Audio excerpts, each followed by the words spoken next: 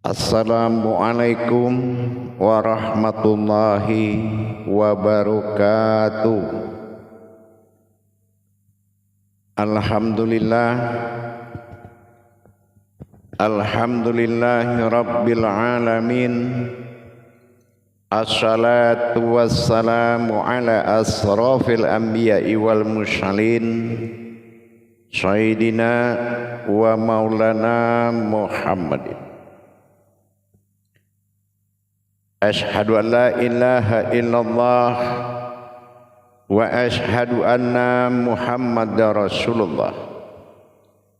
Allahumma salli ala sayyidina Muhammad, Muhammadun musyabihil wal ikram, ya wal jalila wal ikram, wa tahirin wal mujahidina, amma ba'du. Ibadullah wa ittaqullah.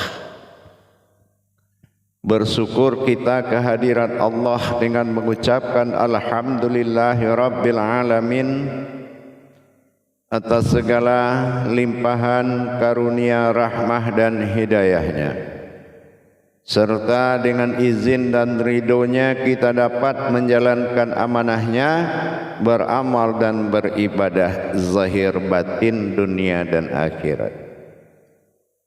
Bersalam kita takkan terlupakan, marilah sama-sama kita sampaikan kepada junjungan kita Nabi Allah, Nabiul Akhirul Zaman, Rasulullah Muhammad sallallahu alaihi wasallam. Atasnya kalimahnya kita kalamkan dengan membacakan Allahumma sholli ala sayyidina Muhammad wa ala alihi sayyidina Muhammad. Alhamdulillah bertemu lagi dengan saya Guru Mursyid Syekh Nur Muhammad Buya Irwan Maulana Al-Khalidi, Pasaman, Sumatera Barat. Tentunya dalam rangka meningkatkan iman dan takwa kita kepada Allah, agar terijabah segala perbuatan ibadah kita.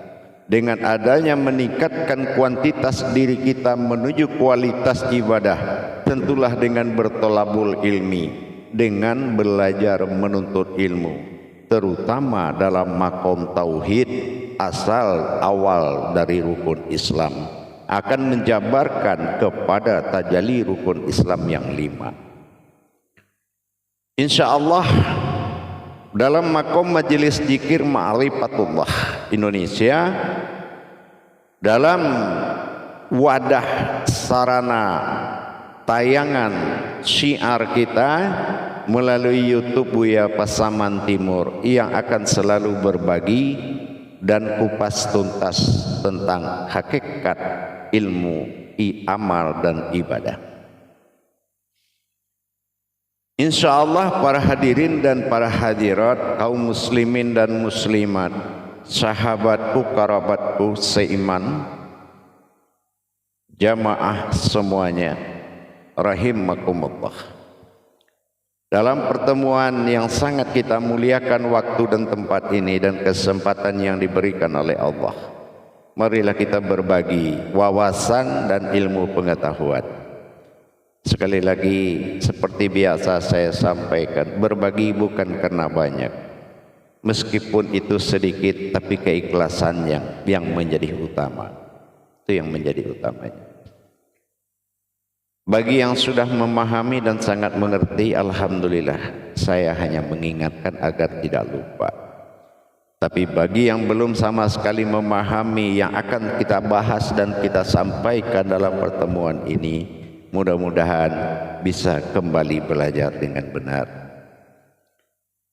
Jamaah hadirin dan hadirat dimanapun berada, rahimakumullah. Di dalam kita menjalankan ibadah tauhid ini, pastilah kita mengutamakan sebuah kodrat. Menjadi pencarian dari seluruh jagat raya bumi Allah ini, yaitu mencari Tuhan dengan diri, mencari diri dengan Tuhan. Ini menjadi sebuah tajalli atau sebuah perjalanan. Tetapi dalam hal ini apakah kita sudah mengerti apa yang dimaksud dengan diri? Dari mana kita dapat kata-kata awal diri tadi? Dan bahasa diri ini dari mana kita bisa mendapatkan kebenarannya? Diri apa yang dimaksud? Apakah diri ini seperti riwayat manusia melihat dirinya, atau ada sebuah kodrat yang bernama diri? Inilah yang harus kita perjelas.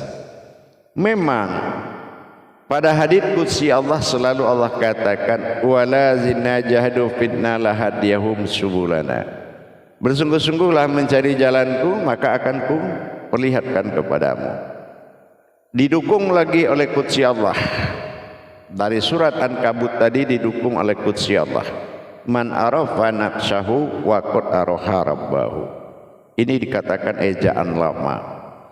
Artinya, man arafa nafsahu, barang siapa yang mengenal diriku, wa qad araha rabbahu, maka dia akan mengenal ketuhanannya. Siapa Tuhannya? Kenapa Allah mengatakan mencari diri? Karena ini adalah tingkat penciptaan dan tingkat yang dijadikan. Ini unsur umatnya berbeda. Ada yang dijadikan dari ciptaan yang bersifat makhluk pada alam semesta. Ada yang dijadikan yang bersifat umat dari kejadian yang dijadikan. Sesuatu yang jadi maka terjadilah dalam kun fayakun. Ini yang terjadi ini dilihat dari fayakun, yaitu hal yang timbul dari batin ke dirinya. Makanya ada faya itu tuh kaun itu pakai waw, hu atau dia. Ini penempatannya berbeda. Bagi makhluk yang hidup dalam semesta alam, tidak akan pernah dia mencari dirinya. Tetapi bagi yang dijadikan dari hal yang jadi, kun fayakun, berawal alif tidak terlihat pada kun dan alif tidak terlihat dari fayakun, tapi waw muncul memperlihatkan hatinya batin hudia. Ini menandakan yang terjadi dari yang jadi. Dia ada yang jadi itu dua. Pertama ada dinamakan kunal, yang kedua kunah. Yang kunah ini adalah awal dijadikan zat pertama. Kunal adalah maujud, sifatnya alam pada zat atau nur. Ini kodrat dan derajatnya itu beda. Itu diri. Nah, ini yang dikatakan keakuan pada Tuhan, pada diri, disebut dengan naf. Nah, itu keakuan, fa itu adalah rahasia atau batin rahasia atau rahasia syir. Jadi ini keakuan pada diri rahasia. Kenapa? Dia fa'yakun. Di sini tajali hati kalbi yang berasal dari alam fizat dan fisifat yang disebutkan kalbi, yang mewujud dalam fisiri. Inilah yang terlihat. Ini munculnya beda, timbul kodratnya beda dengan timbulnya penciptaan akbar. Nah, dari kebesaran yang berasal dari kekuasaan dan kekuatan, ini kodratnya beda. Aras, kursi dan keramat berbeda dengan penciptaan. Penciptaan alam semesta dan yang terjadi adalah alamnya Allah, yaitu diri. Nah, inilah yang dikatakan naf. Allah menyelamatkan kedudukan seorang umat, seorang hamba dari makhluk. Ini adalah diri. Naf. Nah, pernyataan keakuan Allah pada dirinya yang disebut dengan diri dalam bahasa Indonesia, ini adalah nafnya Allah. Diturunkan diri sebagai pertolongan kepada sebuah umat, seorang umat, untuk mencapai tingkatan ketuhanan. Kalau kehidupan alam semesta yang dikatakan meliputi segala alam itu adalah makhluk. Ini kehidupan makhluk, berbeda dengan kehidupan diri. Kehidupan diri, Allahu alam, alamnya Allah. Dilihat tubuh ini sampai ke dalam dengan lapisan-lapisan diri, batin-batin Allah. Berbeda dengan batiniah yang dijadikan, yang diciptakan. Ini adalah batiniah wujud daripada alam insan. Semua alam ini, batiniah ini dinamakan insan. Tapi insani itu berbeda dengan insaniah. Kalau ini kita tidak bisa membedakan, wujud Allah ini adalah sebuah derajat yang sangat tinggi, batiniahnya Allah.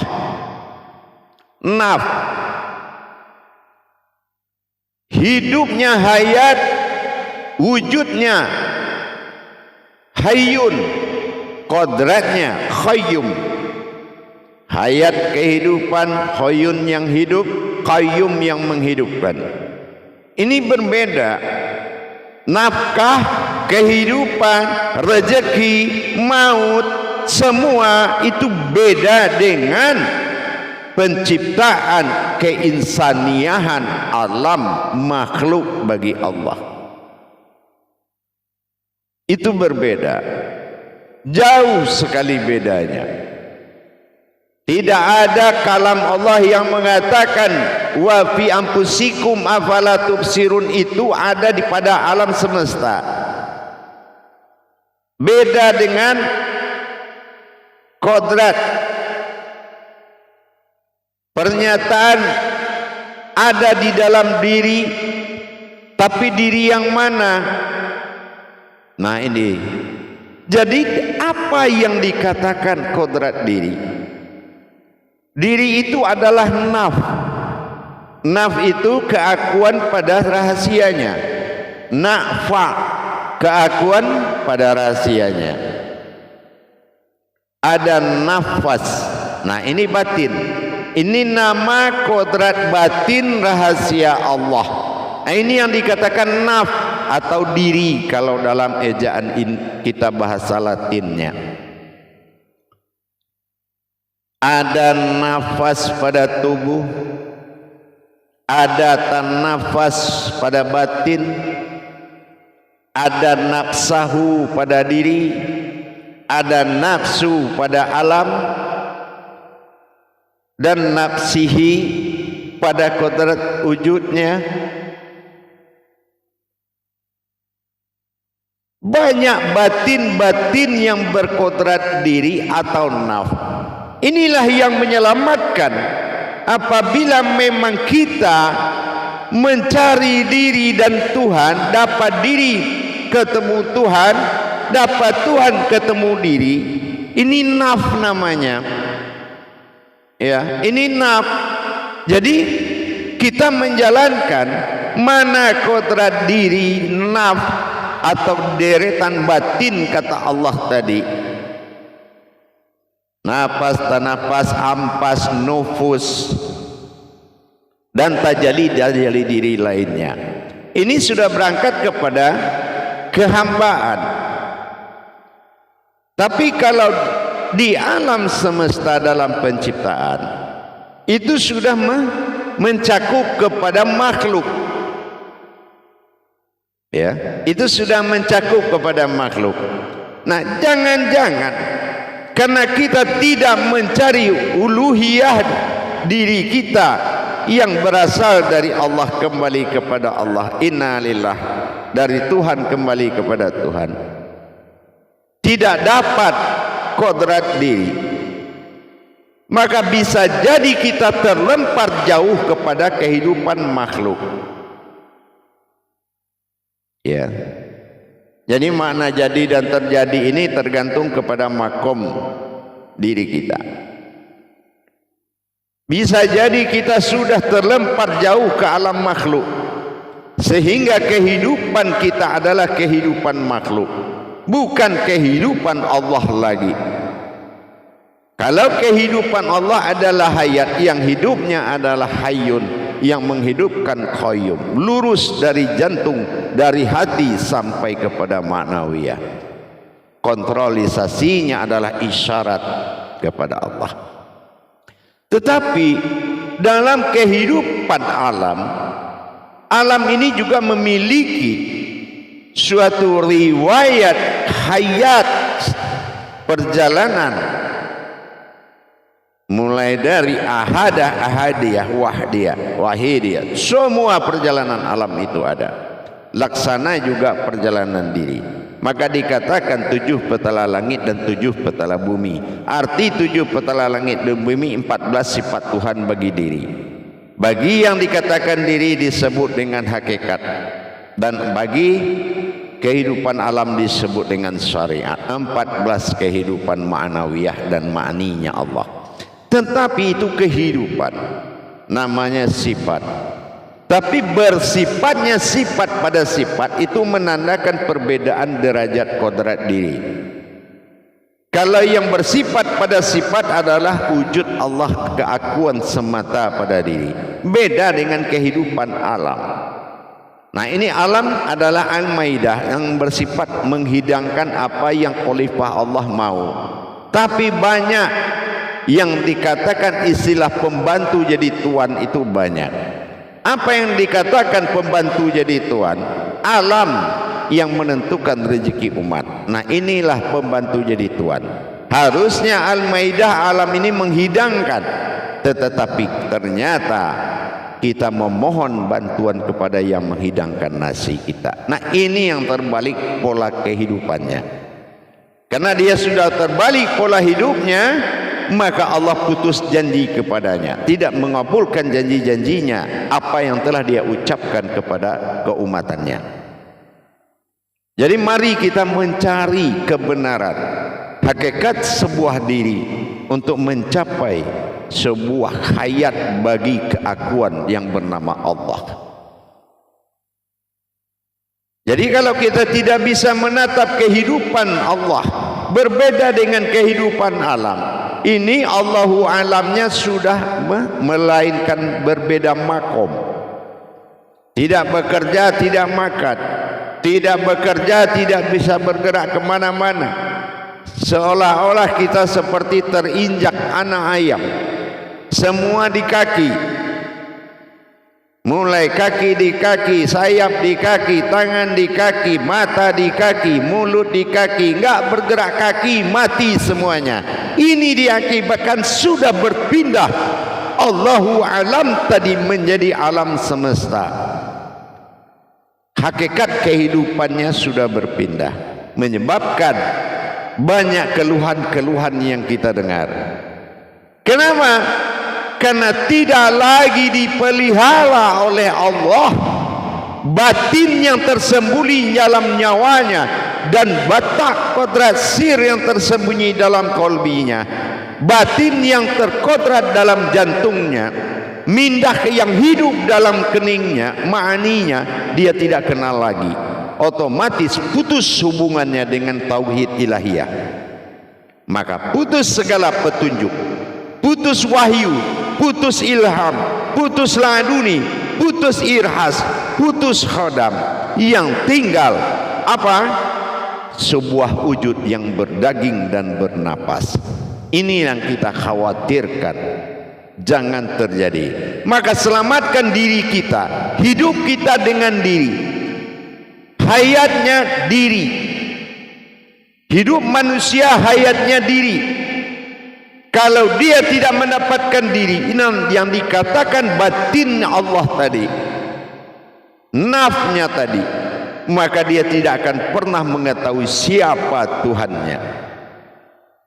Dia tidak akan tahu siapa Tuhan bagi dirinya, karena tidak mungkin Tuhannya ada di gunung dan dimanapun, kecuali di dalam dirinya. dan mana dirinya yang bersifat alam, dan mana diri yang bersifat umat, mana diri yang bersifat hamba, mana diri yang bersifat hayat. Aku dalam prasangka umatku. Ini yang menjadi kenyataan. Tidak perlu kita cerita muluk-muluk. Perbuatan baik kepada Allah adalah ibadah, tapi kenyataannya perbuatan baik dijadikan tumpuan hidup dan mati. Tapi bukan kebaikan, bukan perbuatan baik yang menjadikan awal dan akhir, tapi kebenaranlah yang menjadikan awal dan akhir. Masa iman akan berangkat ke masa ilmu. Inilah yang dikatakan pengabdian ketuhanan. Meningkatkan kuantitas diri akan mendapatkan kualitas kehidupan sehingga menjadi perhatian Allah. Kita lihat yang dikalamkan oleh Allah di Al-Baqarah 269. Hikmahnya, kenapa di situ Allah mengatakan tidak akan kuberikan hikmah atau paham tentang sunnah dan diriku kepada orang yang tidak ku kehendaki, tapi akan kuberikan kepada orang yang ku kehendaki. Kenapa 269 bicara begitu Al-Baqarah? Karena di 268 sangat jelas dikhawatirkan manusia itu bertuhan karena ditakut-takuti oleh setan. Takut miskin, takut mati, takut kehilangan, dan ketakutannya melebihi takhluknya ke Tuhan. Maka dia beribadah. Nah, inilah yang sia-sia tadi. Tidak lillahi ta'ala. Kalau tahu dia lillahi ta'ala, lillah adalah jalan, ta'ala adalah Tuhan, dan jalan Tuhan itu adalah dirinya, maka dia perbaiki dirinya untuk bisa dia mendapatkan Tuhannya. Itu yang benar. Bukan dengan menambah perbuatan baik yang berulang-ulang dilakukan tanpa tahu kebenarannya.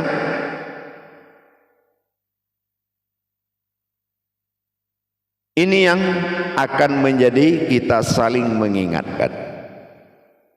Kadang-kadang kita ada kebanggaan yang melebihi ria, dipercontohkan kepada kita yang dimanuti oleh semua umat karena kebutuhan ilmu, tapi kita melayani mereka seolah butuh kita, bukan butuh ilmu. Karena apa? Kita lebih membesarkan diri daripada ilmu Allah yang diamanahkan. Ini celaka 12. Dan kehancuran kehidupan batin-batinnya Allah, naf-nafnya ini adalah tanggung jawab kita yang telah menyalahgunakan kebenaran Allah pada diri kita. Rapikan dulu tauhid ilahiyah kita sebelum kita berkalam kepada umat. Sebelum berhenti pada suatu ilmu mimbar, belum nyata mimbarmu pada kodrat keadamannya, belum nyata ibadahmu kepada Muhammad ke ahlul baitannya pada dirimu, maka dari mana kamu bisa mengalami kenyataan kalam Tuhan dalam nyawamu? Itu contoh jamaah para hadirin. Ini kebenaran. Akhirnya apa? Mampir di kemanusiaan kita, maka kita akan menyampaikan dengan wahnya kita. Yang penting dulu orang takluk ke kita. Nah, ini berbahayanya. Itu diri itu, batin Tuhan.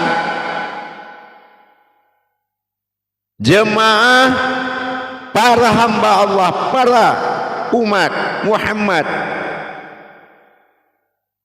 adalah orang yang diutus oleh Allah untuk mendapatkan jalan kepadanya, bukan orang bodoh yang ada di depan seorang guru.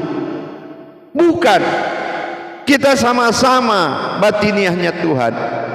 Dia bukan orang bodoh tak tahu apa-apa, cuma orang yang lagi mengalami kelupaan, kelalaian, kealpaan terhadap Tuhan. Coba kalau ilmu tidur dalam iman, apa jadinya? Iman ini harus berjalan terus, meskipun di tingkat tauhidun, ke tingkat di atasnya tauhidin, pengenalan diri sudah meninggalkan pengenalan nama.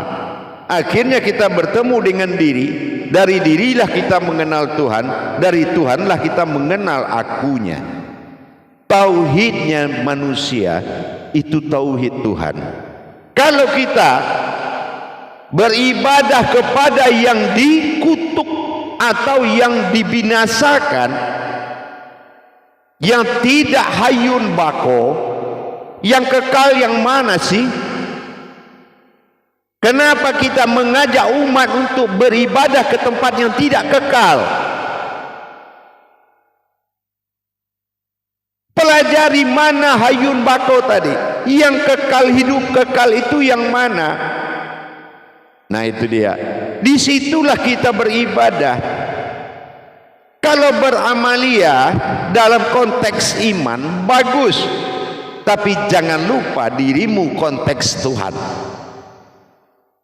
Beriman harus mengimani, mengimani harus dijalankan dan ditingkatkan keimanan itu, bukan jalan di tempat. Ini yang dikatakan diri. Panggilan diri inilah yang harus benar-benar diutamakan.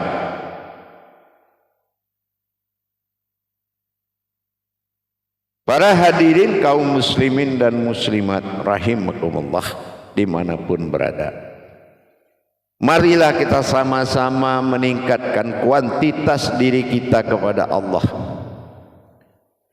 agar kita paham ibadah yang kita jalankan akan berkualitas tinggi, bermakom tinggi. Ini orang angkat tangan apa angkat takbir? Kalau angkat tangan menyerah, kalau angkat takbir menyerahkan diri, bukan pasrah. Kalau mengangkat tangan itu namanya pasrah, tapi mengangkat takbir menyerahkan diri. Karena diri awal mula jadi adalah Tuhan, ilah ba'dal tunggal wahid mula jadi. Itu yang dimaksud dengan diri, awal diri. Kita ditanamkan 3 tiang oleh Allah. Tiang awal diri, tiang nama diri, tiang kembali diri. 3 alif. Mau an in un, mu a i u, mu ha hi u. Silakan cari. Pastikan di situ. Dengan kita meningkatkan kuantitas dan kualitas tadi, belajar kepada guru yang hak, bukan guru yang pintar, tapi guru yang bikin kamu pintar. Itu yang dicari. Dan keulamaannya apa? Sudah mencapai tauhid ilahiyah, tauhid goibiyah, atau tauhid siriyah? Pelajari dulu dengan kita bertanya dengan baik. Bukan melihat penampilan seorang guru, tapi melihat kadar ilmu. Fa'alamnahu min laduna ilma. Ilmu yang turun dari aku itu, kata Allah, itu yang ditemui dulu dalam mencari seorang guru. Bukan kita melihat wujud penampilan wahnya, bukan, tapi mendapatkan kodrat. Cari diri dapat Tuhan, cari Tuhan dapat diri. Insya Allah selalulah kita berjuang, wahai saudaraku yang butuh Tuhan. Cepatlah kembali kamu kepada tauhid dirimu. Segeralah kembali kepada tauhid dirimu. Sambungkan dirimu kepada uluhiyah dirimu. Jadi insya Allah segala ketidakmampuanmu akan diatasi oleh Allah. Tapi kalau kamu bertahan sebagai makhluk yang akan bertuhan, sama artinya kamu minta tanduk kepada kuda, tidak akan pernah ada. Tetapi kalau tingkat keumatan dan kehambaan kamu jalankan iman kita, insya Allah Mencari diri dengan diri, kalau bertemu bukanlah diri tetapi sesuatu yang berdiri, tidak punya nama dia lagi. Nah, inilah tujuan. Sesuatu yang tidak diberikan nama lagi. Mencari diri dengan diri, bertemu bukan diri tetapi sesuatu yang berdiri. Di situ kita akan kenal nanti, insya Allah. Maka jangan kita terlena dengan perbuatan dan kalam-kalam yang tidak memberangkat dan memperjalankanmu, yang tidak memberangkat dan memperjalankan ruhanimu.